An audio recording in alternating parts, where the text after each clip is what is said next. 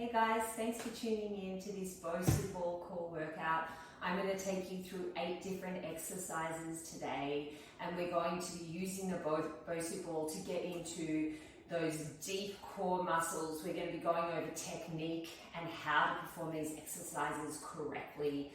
So you're going to need your Bosu ball, just a mat, and we're going to be working off a timer, so we've got around a minute for each exercise. Enjoy! Okay, let's get started. So you're going to have your ball. You're going to sit on top of your ball at the very top. So whenever we're trying to get into our core, we want to make sure our lower back muscles are nice and released so that we can get into those deep muscles. So we're going to sit up on top of the ball. You're going to flex your feet, take your hands behind your head, and we're going to do a spine stretch forward. So you're lifting up tall out of the back, then you're going to tuck your chin. You're going to breathe out and slowly roll down between your knees, allowing those muscles in your back to release, keeping your feet flexed, trying to soften the belly so that you're not tensing up the tummy, and then slowly rolling back up again.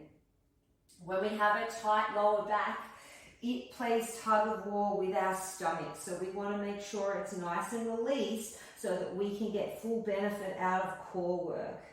Breathing out, roll down, and then slowly rolling up. You may find here that you're getting a hamstring stretch as well as a back stretch, which is great. You want to feel like you're getting a nice stretch all the way through the muscles in the back line of the body. Breathing and just relaxing, and then rolling up. Try not to tug on your head. So we're going to sit forward in front of the ball with the legs out straight. You're going to reach towards your toes as far as you can. Then you're going to roll backwards over the ball, support your head with your hands, and let your head just relax onto the ball, and the hands, elbows are out so you get a chest stretch. Then you're going to breathe out, curl forward, trying to keep your belly relaxed here so that you can get into those deep muscles and you're not puffing out the belly. Reach forward past those toes again. So this is nice and slow. So we're trying to really release the spine here and release all of the tight muscles around the chest so we can get maximum benefit out of the core exercises. Reach forward, tucking that chin down, and again, breathing out. Hands behind the head. And relaxing back over the ball, elbows out to get a good stretch. Try to notice if you're popping your ribs right out. See if you can keep the ribs down here so that you can let that head relax back and you get a stretch across your chest. And then breathe out, curl forward. And reach over those toes. Let the head drop down. If you can only get to your calves, you just reach forward as far as you can. Then you're going to roll it all the way up, and we're going to sit on the plastic on the edge of the ball. Now the further back you go, the harder this is going to be. So what we're going to do here is we're going to roll backwards over the ball, and you want to make sure you don't tuck your hips up. So let your bottom hang down over the edge. The closer you are to the plastic, the easier. The further up the ball you are, the harder it is. So let's start down in the plastic. You're going to go back over the ball, and then you're going to breathe out and just curl that upper body. Ooh, a little bit of a shake there for me. And just warming up those upper abs here. So as we curl and we breathe out to curl up, we want to make sure that we don't do a tilt of the pelvis. So let that hang down and see if you can just isolate curling that upper body. Keeping the head heavy in the hands. Now, if you pull your elbows forward, that's going to help you a little bit. If you keep them out wide, it's going to make it a lot harder through those upper attachments in the belly. And breathe out. Again, making sure you keep your hips relaxed here so that you don't recruit the hips instead of the stomach. And then breathing out. Good. Keep it slow so that you're not using momentum to do the movement. And exhale. And slowly breathing in. Feel that burn in the belly. And coming all the way up. Now we're going to sit on top of the ball. So that was getting those upper attachments in the stomach. Now, you have to find the point here because there's a bit of a tipping point. So I'm going to come up, I'm going to lift my legs. So I don't want to go too far back or I'll fall that way, and I don't want to go too far forward because I'll fall there. So find the point. You can even have your hands on the ground. You're going to lift your feet. You'll notice that I'm in a little bit of a scooped position here because I'm trying to get into those really deep abdominals and pelvic floor muscles. And for me to do that, I don't want to be in a V position. I want to be scooped with my belly, my feet just off the floor. And then you're going to try and hold that position and just stay there and breathe. And you're holding and breathing. And if you find that you can do that okay, then by all means you can try and straighten your legs out and hold that scoop.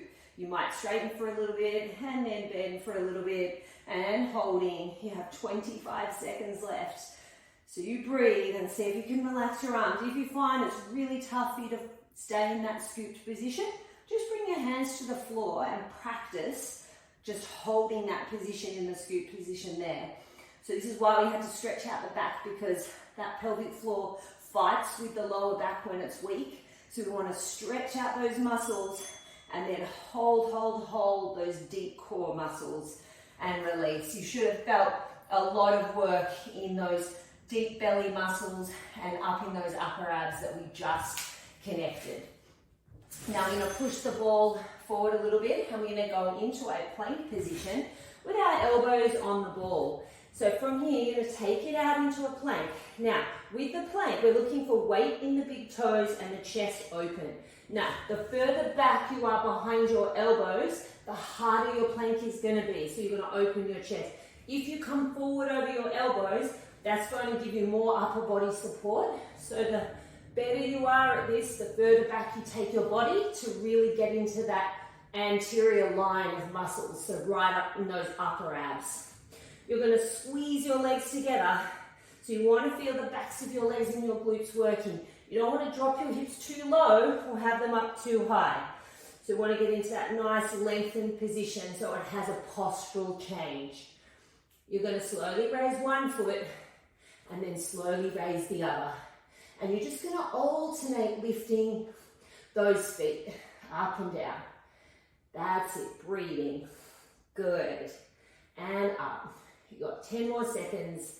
Chest is open. Now the goal here is keeping the weight in the big toes. And as you lift the feet, don't let your hips drop and rock.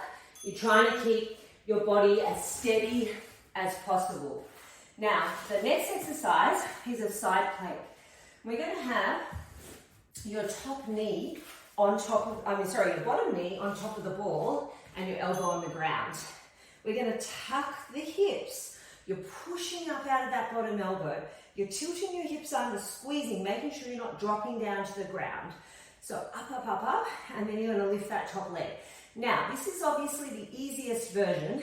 If you want, you can straighten the leg out and come up into a full plank position with the leg on the ball, but you start by working away from that first position. The closer to the feet it is, the harder the exercise. What we're aiming for here is to make sure that bottom hip doesn't drop. You're lifting it up so those lateral muscles in the body are being activated, and they're going to help you stabilize your pelvis. They're going to help you stay long and tall, so they assist with walking and having good functional hips and protecting your hip sockets. So you want to make sure that you're getting those hips high, tilting the hips and feeling through those side muscles.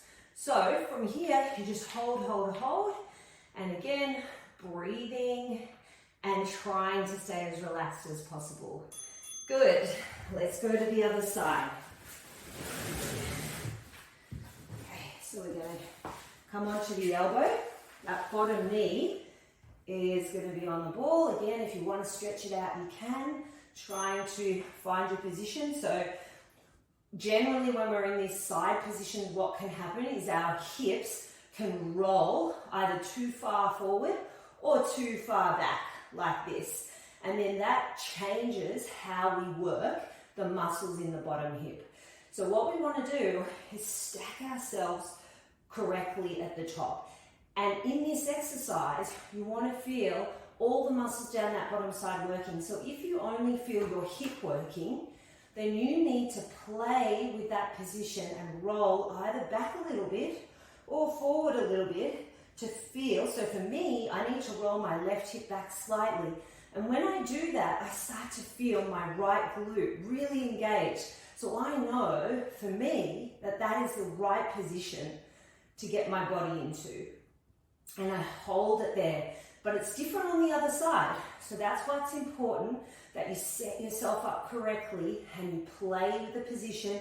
Sometimes you need to open your rib a little bit to be able to feel that bottom shoulder. And just breathing and holding, feeling that little bit of a burn through that bottom side, and then release it down. Then we're going to grab the ball, bring it backwards a little bit, and we're going to come into our pigeon pose. So in this one, we're going to bring that foot across the ball. So we've got a little bit of height here. So the ball is a fantastic option to use if you have really tight hips, if your knees are a bit funny. You can use the ball to elevate your body so that you can relax forward over it without it being so acute on the ground. So the higher you are, the little bit easier it is for the body. And the ball is really comfortable too. So then you just slowly let yourself relax forward and allow the body to relax as much as possible. So if you can take all your weight out of your hands and just let yourself hang over, then that's fantastic. And just let the whole body relax. And again, when there's some stiffness and tightness in the body, we generally tense up a little bit. So you'll notice that, oh, actually I thought I was relaxed, but I'm not. So really let yourself go. So after you've done work in the body and you've been working your muscles, when you can finish by really relaxing the body, then you end up with a lot more benefit from the workout than you do if you just finish on a high. Other leg, so that you're getting that release into the body after all of that hard engagement. And then doing the other side and using the ball here too to help you square off your hips. So you want to try to really allow those hips to square off and just relaxing forward over the top of the leg. Really good. Nice job. Well done. That is the end of your core Bosu ball workout. If you've got any questions, please just drop them in the comments. I'd love to hear from you. If you love the video, then please subscribe.